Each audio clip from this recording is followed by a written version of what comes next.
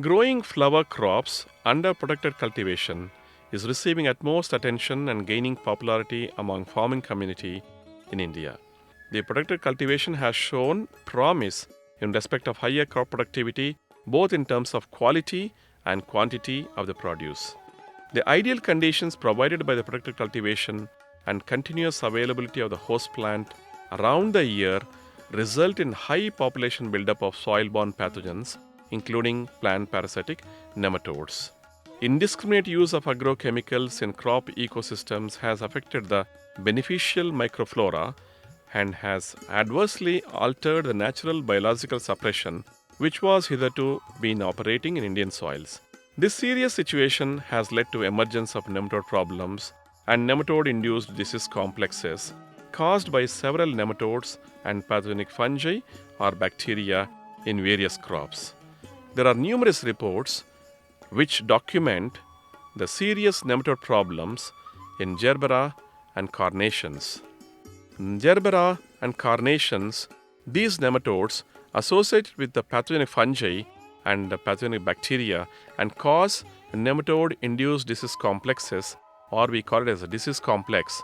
And these disease complexes reduce the productivity to the tune of 70 to 80% in gerbera and carnations wherever they are grown. The symptoms are very clear. There will be stunted growth and very low productivity of the flower crops, and there will be yellowing. This yellowing, most of the times farmers would not be able to understand. They would presume it could be because of soil problems or any deficiency of the minerals. But the truth is that when they uproot the roots, they will be able to see the root knot nematodes galling of the roots completely. And in this particular way, many places in India, wherever the carnations are grown or the gerbera are grown, the farmers are losing heavily. They are not able to take the crop beyond 14 months or 16 months. They are not getting the productive crop beyond 16 or 18 months.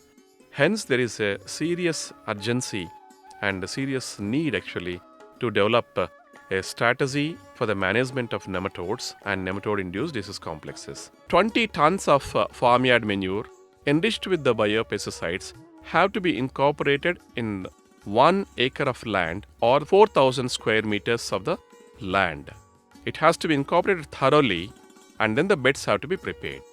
After this, one has to apply vermicompost or neem cake, 1 ton of neem cake or 1 ton of vermicompost mixed with the biopesticides have to be applied in the beds. Subsequently, one has to maintain the moisture in the beds.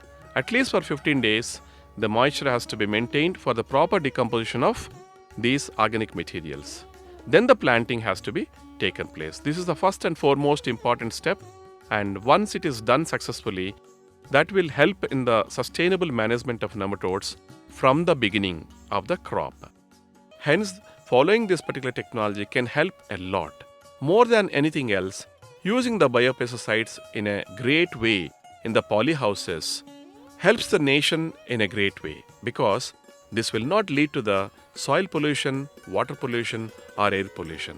It's a service to the nation if the farmers start using the biopesticides in a big way.